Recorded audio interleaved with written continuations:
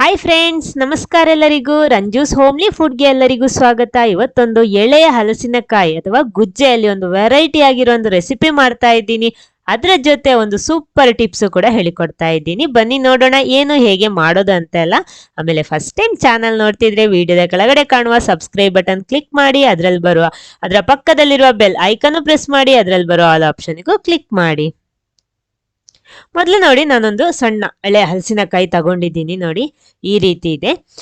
ಇಲ್ಲಿದೆ. ನಾನಿಲ್ಲಿ ಇದನ್ನ ಯಾವ ರೀತಿ ತುಂಬಾ ಸುಲಭವಾಗಿ ಇದ್ರ ಸಿಪ್ಪೆ ತೆಗಿಬಹುದು ಅಂತ ಹೇಳ್ತಾ ಇದ್ದೀನಿ ಮೊದಲು. ಅಂದ್ರೆ ಎಲ್ರಿಗೂ ಇಷ್ಟ ಇರುತ್ತೆ ಇದ್ರ ಕಟ್ ಮಾಡೋದು, ಯೋಚನೆ ಮಾಡ್ಬಿಟ್ಟು ರೆಸಿಪಿ ಮಾಡೋದನ್ನೇ ಬಿಟ್ಬಿಡ್ತಾರೆ. ಆದ್ರೆ ತುಂಬಾ ಸುಲಭವಾಗಿ ಇದ್ರ ಹೊರಗಿರೋ ಸಿಪ್ಪೆ ತೆಗಿಬಹುದು. ಅದು ಯಾವ ರೀತಿ ಅಂತ ಹೇಳಿಕೊಡ್ತಾ ಇದ್ದೀನಿ.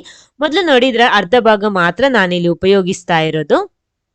ನೋಡಿ, ಮೊದಲು ಇದನ್ನ ಕರೆಕ್ಟ್ ಅರ್ಧ ಮಾಡ್ತೀನಿ. ಇದು ಒಮ್ಮೆ ಅವತ್ತೊಂದ್ಸಲ ನಾನು ವಿಡಿಯೋ ಪೋಸ್ಟ್ ಮಾಡಿದ್ದೆ, ಆದ್ರೆ ಇವತ್ತು ನಾನು ಬೇರೊಂದು ರೆಸಿಪಿ ಮಾಡ್ತಾ ಇದ್ದೀನಿ. ಆವಾಗ್ಲೂ ಅದೇ ಮೆಥಡ್ ಅಲ್ಲಿ ನಾನು ಇದನ್ನ ಯೂಸ್ ಮಾಡ್ತಾ ಇರೋದು. ಇದ್ರ ಹೊರಗಿರುವ ಸಿಪ್ಪೆ ತೆಗಿತಾ ಇರೋದು. ಅದ ಕಾರಣ ನಾನು ಸ್ವಲ್ಪ ಈ ರೀತಿ ತೋರಿಸ್ತಾ ಇದ್ದೀನಿ.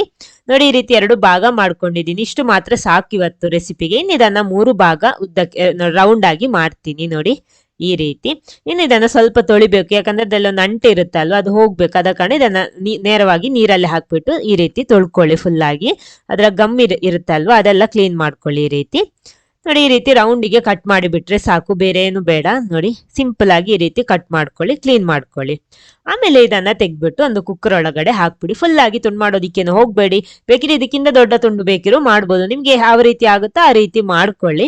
ಇನ್ನು ನೋಡಿ, ಫುಲ್ ಆಗಿ ಹಾಕೊಂಡಿದ್ದೀನಿ. ಇದಕ್ಕೆ ರುಚಿಗೆ ತಕ್ಕಷ್ಟು ಉಪ್ಪು ಕೂಡ ಸೇರಿಸ್ಕೊಳ್ಳಿ ಇವಾಗ್ಲೇ, ಯಾಕಂದ್ರೆ ನಾವು ಬೇಯಿಸ್ತಾ ಇರೋದು, ಆಮೇಲೆ ಉಪ್ಪು ಎಳ್ಕೊಳ್ಳಲ್ಲ. ಅದಕ್ಕೋಸ್ಕರ ಸ್ವಲ್ಪ ಬೇಯೋದಿಕ್ಕೆ ಎಷ್ಟು ಬೇಕೋ ಅಷ್ಟು ಮಾತ್ರ ನೀರು ಹಾಕ್ಬಿಟ್ಟು 1 ವಿಸಿಲ್ ತನಕ ಇದನ್ನ ಬೇಯಿಸ್ಕೊಳ್ಳಿ. ನೋಡಿ, ಇದು ಬೇಯ್ತಾ ಇರಲಿ. ಅಷ್ಟೊತ್ತಿಗೆ ಇದಕ್ಕಿರೋ ಮಸಾಲ ರೆಡಿ ಮಾಡಬೇಕು. ಒಂದು ಪ್ಯಾನ್ ಬಿಸಿ ಮಾಡಿಬಿಟ್ಟು ಅದಕ್ಕೆ ಬ್ಯಾಡಿಗೆ ಮೆಣಸು ಮತ್ತು ಗುಂಟೂರು, ನಾನೊಂದು 8 ಬ್ಯಾಡಿಗೆ ಮೆಣಸು, 1 ಗುಂಟೂರು ಮೆಣಸು ಹಾಕಿದ್ದೀನಿ. 1/4 ಟೀ ಸ್ಪೂನ್ ಅಷ್ಟು ತುಪ್ಪನೂ ಸೇರಿಸ್ಬಿಟ್ಟು ಇದನ್ನ ರೋಸ್ಟ್ ಮಾಡಬೇಕು. ಖಾರ ನೋಡ್ಕೊಂಡು ಅಡ್ಜಸ್ಟ್ ಮಾಡಿ, ಜಾಸ್ತಿ ಬೇಕಿದ್ರೆ ಜಾಸ್ತಿ ಹಾಕೊಳ್ಳಿ. ರೋಸ್ಟ್ ಆಗಿದೆ. ಇವಾಗ ನಾನು ಇದನ್ನ ತೆಗಿತಾ ಇದ್ದೀನಿ. ನೋಡಿ, ಇದರಲ್ಲಿ ತೊಟ್ಟಿದೆ, ಅದನ್ನೆಲ್ಲ ಕಟ್ ಮಾಡ್ಕೊಳ್ಳಿ. ನೋಡಿ, ಈ ರೀತಿ ಕಟ್ ಮಾಡ್ಕೊಳ್ಳಿ.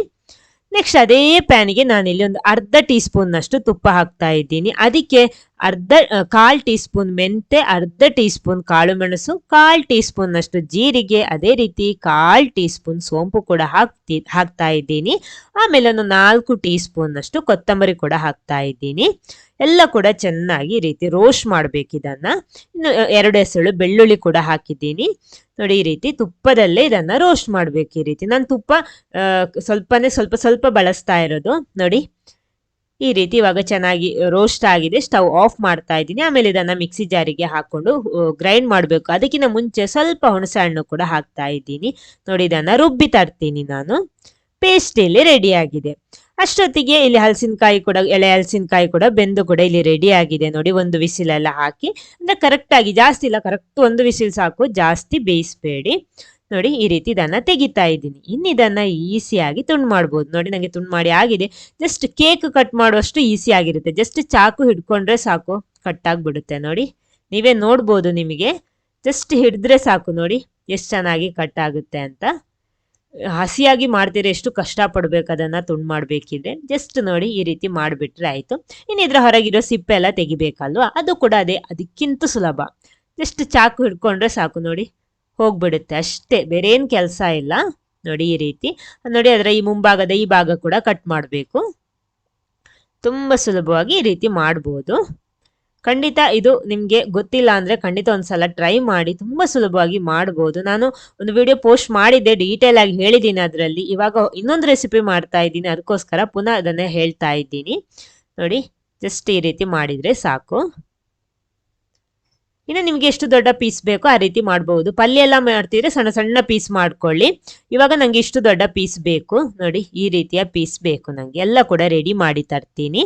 ನೋಡಿ, ಇವಾಗ ಎಲ್ಲ ಕೂಡ ರೆಡಿ ಆಗಿದೆ. ಇನ್ನು ಇದಕ್ಕೆ ಸ್ವಲ್ಪ ಮೆಣಸಿನ ಹುಡಿ, ಆಮೇಲೆ ಸ್ವಲ್ಪ ಖಾರ ನೋಡ್ಕೊಂಡು ಹಾಕೊಳ್ಳಿ. ಇಷ್ಟು ಅಂತ ಲೆಕ್ಕ ಏನಿಲ್ಲ, ಸ್ವಲ್ಪ ಒಂದು ಅರ್ಧ ಟೀ ಸ್ಪೂನ್ ಅಷ್ಟು, 1 ಟೀ ಸ್ಪೂನ್ ಅಷ್ಟು ಹಾಕೊಳ್ಳಿ. 1/4 ಟೀ ಸ್ಪೂನ್ ಅಷ್ಟು ಅರಶಿನ ಹುಡಿ, ಅದೇ ರೀತಿ ಒಂದು ಅರ್ಧ ಟೀ ಸ್ಪೂನ್ ಅಷ್ಟು ಕೊತ್ತಂಬರಿ ಹುಡಿ ಕೂಡ ಹಾಕ್ಬಿಟ್ಟು ಒಂದ್ಸಲ ಇದನ್ನ ಈ ರೀತಿ ಮಿಕ್ಸ್ ಮಾಡ್ಕೊಳ್ಳಿ. ನಾವಿಲ್ಲಿ ಉಪ್ಪು ಸೇರಿಸ್ಕೊಂಡಿದ್ದೀವಿ, ಇಲ್ಲ ಅಂದ್ರೆ ಉಪ್ಪು ಕೂಡ ಹಾಕೋಬೇಕು ಈ ಸ್ಟೇಜ್ ಅಲ್ಲಿ. ನೋಡಿ, ಇನ್ನು ಇದನ್ನ ಒಂದು ನಾನಿಲ್ಲಿ ಮಣ್ಣಿನ ಪಾತ್ರ ತಗೊಂಡಿದ್ದೀನಿ. ಅದಕ್ಕೆ 1 ಟೀ ಸ್ಪೂನ್ ಅಷ್ಟು ತುಪ್ಪ ಹಾಕ್ತಾ ಇದ್ದೀನಿ, ಅರ್ಧ ಟೀ ಸ್ಪೂನ್. ಅದರಲ್ಲಿ ಇದನ್ನ ರೋಸ್ಟ್ ಮಾಡಬೇಕು. ಅಂದ್ರೆ ನಾವಿಲ್ಲಿ ಆಲ್ರೆಡಿ ಬೇಯಿಸಿಕೊಂಡಿದ್ದೀವಿ, ಈ ತುಪ್ಪದಲ್ಲಿ ಇದನ್ನ ಸ್ವಲ್ಪ ರೋಸ್ಟ್ ಮಾಡಬೇಕು. ನೋಡಿ ಬೇಕಿದ್ರೆ ನಿಮ್ಗೆ ಎಣ್ಣೆ ಹಾಕ್ಬಿಟ್ಟು ಫ್ರೈ ಮಾಡ್ಬೋದು. ಅಂದ್ರೆ ಅದಕ್ಕಿಂತ ಒಳ್ಳೇದು ಸ್ವಲ್ಪ ತುಪ್ಪ ಹಾಕ್ಬಿಟ್ಟು ಇದನ್ನ ರೋಸ್ಟ್ ಮಾಡಿದ್ರೆ ರುಚಿ ಇನ್ನಷ್ಟು ಡಬಲ್ ಆಗ್ಬಿಡುತ್ತೆ. ನೋಡಿ ಈ ರೀತಿ ಎಲ್ಲ ಕೂಡ ಹಾಕ್ತಾ ಇದ್ದೀನಿ. ಹಾಕ್ಬಿಟ್ಟು ಒಂದ್ಸಲ ಇದನ್ನ ಸ್ವಲ್ಪ ಮಿಕ್ಸ್ ಮಾಡ್ಕೊಳ್ಳಿ ಈ ರೀತಿ. ನಾನಿಲ್ಲಿ ಮಣ್ಣಿನ ಪಾತ್ರೆ ತಗೊಂಡಿದ್ದೀನಿ, ನೀವು ಯಾವುದು ಬೇಕಿರೋ ಮಾಡ್ಬೋದು. ನೋಡಿ ಈ ರೀತಿ ಚೆನ್ನಾಗಿ ಸ್ವಲ್ಪ ರೋಸ್ಟ್ ಮಾಡ್ಕೊಳ್ಳಿ. ನೋಡಿ ತುಪ್ಪದಲ್ಲೆಲ್ಲ ರೋಸ್ಟ್ ಮಾಡಿಬಿಟ್ಟು ರೆಡಿ ಆಗಿದೆ. ಇನ್ನು ಇದನ್ನ ತೆಗಿತಾ ಇದ್ದೀನಿ ಸ್ವಲ್ಪ. ತುಂಬ ರುಚಿಯಾಗಿರುವಂಥ ಒಂದು ರೆಸಿಪಿ. ನೀವು ಇದುವರೆಗೆ ಯಾವ ರೆಸ್ಟೋರೆಂಟಲ್ಲೂ ಕೂಡ ಸಿಗಲ್ಲ ಇಂಥ ರೆಸಿಪಿ. ಇನ್ನು ಅದೇ ಪ್ಯಾನ್ಗೆ ನಾನಿಲ್ಲಿ ಒಂದೂವರೆ ಟೀ ಸ್ಪೂನ್ನಷ್ಟು ತುಪ್ಪ ಪುನಃ ಸೇರಿಸ್ತಾ ಇದ್ದೀನಿ. ತುಪ್ಪ ನಿಮಗೆ ಹೆಚ್ಚು ಮಾಡ್ಬೋದು, ಕಡಿಮೆನೂ ಮಾಡ್ಬೋದು, ಅದು ತೊಂದರೆ ಏನಿಲ್ಲ. 1/4 ಟೀ ಸ್ಪೂನ್ನಷ್ಟು ಸಾಸಿವೆ ಕೂಡ ಹಾಕ್ತಾ ಇದ್ದೀನಿ ಅದಕ್ಕೆ. ಹಾಕ್ಬಿಟ್ಟು ಒಂದ್ಸಲ ಸಿಡಿಲಿ ಅದು. ಆಮೇಲೆ ಅರ್ಧ ಟೀ ಸ್ಪೂನ್ನಷ್ಟು ನಮ್ಮ ಶುಂಠಿ ಮತ್ತು ಬೆಳ್ಳುಳ್ಳಿ ಪೇಸ್ಟ್ ಜಜ್ಜಿಬಿಟ್ಟು, ಆಮೇಲೆ ಸ್ವಲ್ಪ ಕರಿಬೇವು ಎಲ್ಲ ಹಾಕ್ಬಿಟ್ಟು ಒಂದ್ಸಲ ಈ ರೀತಿ ಫ್ರೈ ಮಾಡ್ಕೊಳ್ಳಿ. ಆಮೇಲೆ ಇದಕ್ಕೆ ಅರ್ಧ ಈರುಳ್ಳಿ ಕೂಡ ಸೇರಿಸ್ತಾ ಇದ್ದೀನಿ. ಎಲ್ಲ ಕೂಡ ಚೆನ್ನಾಗಿ ಫ್ರೈ ಆಗಲಿ. ಈರುಳ್ಳಿ ಎಲ್ಲ ಸ್ವಲ್ಪ ಜಾಸ್ತಿ ಫ್ರೈ ಆಗಬೇಕು. ಚೆನ್ನಾಗಿ ಫ್ರೈ ಆದ್ರೇನೆ ಚೆನ್ನಾಗಿರುತ್ತೆ. ನೋಡಿ ಸಾಕು. ಇನ್ನು ಈರುಳ್ಳಿ ಇದನ್ನೆಲ್ಲ ಸೈಡಲ್ಲಿ ಮಾಡ್ಕೊಳ್ಳಿ. ಈ ಮಧ್ಯಭಾಗದಲ್ಲಿರುವ ತುಪ್ಪಕ್ಕೆ ನಾವು ಆವಾಗ ರುಬ್ಬಿಟ್ಟಂತಹ ಮಸಾಲ ಇದೆಯಲ್ವಾ, ಅದನ್ನ ಹಾಕೊಂಡು ಅದನ್ನ ಚೆನ್ನಾಗಿ ರೋಸ್ಟ್ ಮಾಡಬೇಕು. ನೋಡಿ ಈ ರೀತಿ ಮೊದಲೆಲ್ಲ ಮಿಕ್ಸ್ ಮಾಡ್ಕೊಳ್ಳಿ. ಈ ರೀತಿ ಫುಲ್ಲಾಗಿ ಮಿಕ್ಸ್ ಮಾಡ್ಕೊಳ್ಳಿ. ಜಾಸ್ತಿ ನೀರು ಸೇರಿಸಬಾರ್ದು. ಇನ್ನು ಸ್ವಲ್ಪ ನೀರು ಸೇರಿಸ್ಬಿಟ್ಟು ಈ ಮಸಾಲಾನ ಚೆನ್ನಾಗಿ ರೋಸ್ಟ್ ಮಾಡಬೇಕು. ಅಂದರೆ ನಾನಿಲ್ಲಿ ಮಿಕ್ಸಿ ಜಾರಿಗೆ ಸ್ವಲ್ಪ ನೀರು ಸೇರಿಸಿರೋದು. ಇನ್ನೆಲ್ಲ ಹಾಕ್ಬಿಟ್ಟು ಈ ಮಸಾಲ ಚೆನ್ನಾಗಿ ರೋಸ್ಟ್ ಆಗಬೇಕಂದ್ರೆ ಆ ತುಪ್ಪದಲ್ಲಿ ರುಚಿಗೆ ತಕ್ಕಷ್ಟು ಉಪ್ಪು ಕೂಡ ಸೇರಿಸ್ಕೊಳ್ಳಿ. ಆಮೇಲೆ ಸ್ವಲ್ಪ ನೋಡಿ ಇವಾಗ ಸ್ವಲ್ಪ ಜಾಸ್ತಿ ರೋಸ್ಟ್ ಆಗಿದೆ. 1 ಟೀ ಸ್ಪೂನ್ನಷ್ಟು ಬೆಲ್ಲ ಹಾಕ್ತಾ ಇದ್ದೀನಿ, ತುರಿದಿಟ್ಕೊಂಡಂತ ಬೆಲ್ಲ 1 ಟೀ ಸ್ಪೂನ್. ಅದು ಸ್ವಲ್ಪ ಜಾಸ್ತಿ ಬೇಕಿದ್ರೆ ಹೆಚ್ಚು ಕಡಿಮೆ ಮಾಡ್ಬೋದು. ಆಮೇಲೆ 2 ಟೀ ಸ್ಪೂನ್ನಷ್ಟು ಮೊಸರು ಕೂಡ ಹಾಕ್ತಾ ಇದ್ದೀನಿ, ಮೀಡಿಯಂ ಹುಳಿ ಇರುವಂತಹ ಮೊಸರು. ಎಲ್ಲ ಹಾಕ್ಬಿಟ್ಟು ಒಂದ್ಸಲ ಮಿಕ್ಸ್ ಮಾಡ್ಕೊಳ್ಳಿ. ಇದು ಚೆನ್ನಾಗಿ ಕುದೀಲಿ ಸ್ವಲ್ಪ. ನೋಡಿ ಇವಾಗ ಚೆನ್ನಾಗಿ ರೆಸಿಪಿ ಇದು ರೋಸ್ಟ್ ಆಗಿದೆ ನಮ್ಮ ಇದು ಗ್ರೇವಿ. 1/4 ಟೀ ಸ್ಪೂನ್ನಷ್ಟು ಅರಶಿನ ಹುಡಿ ಕೂಡ ಹಾಕ್ಕೊಂಡ್ರೆ ನೋಡಿ ರೆಡಿ ಆಗುತ್ತೆ. ಇನ್ನು ಸ್ವಲ್ಪ ನೀರು ಹಾಕ್ತಾ ಇದ್ದೀನಿ ಜಾಸ್ತಿ. ನೀವು ಇನ್ನು ಇವಾಗ ನಿಮ್ಗೆ ಎಷ್ಟು ಗ್ರೇವಿ ಬೇಕೋ ಆ ರೀತಿ ಮಾಡ್ಬೋದು. ಅಂದ್ರೆ ನಾವು ಗ್ರೇವಿ ಚೆನ್ನಾಗಿ ತುಪ್ಪದಲ್ಲಿ ರೋಸ್ಟ್ ಆಗೋದಕ್ಕೋಸ್ಕರ ನೀರು ಸೇರಿಸಲ್ಲ. ಇವಾಗೆಲ್ಲ ಕೂಡ ಹಾಕ್ಬಿಟ್ಟು ಚೆನ್ನಾಗಿ ಕುದೀತಾ ಇದೆ. ಇದಕ್ಕೆ ನಾವು ರೋಸ್ಟ್ ಮಾಡಿಟ್ಟಂತಹ ಎಳೆ ಹಲಸಿನಕಾಯಿಯನ್ನು ಕೂಡ ಹಾಕ್ಬಿಟ್ಟು ಒಂದ್ಸಲ ಮಿಕ್ಸ್ ಮಾಡ್ಕೊಳ್ಳಿ. ವಾವ್, ನೋಡಾಗ್ಲೇ ಚೆನ್ನಾಗಿರುತ್ತೆ. ಅಷ್ಟೊಂದು ಸೂಪರ್ ಆಗಿರುವಂತಹ ರೆಸಿಪಿ ಇದು.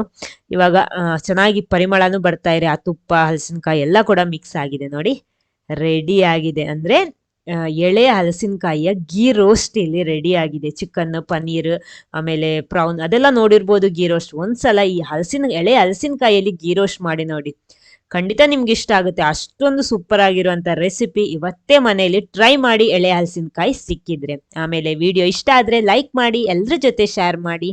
Okay, thank you.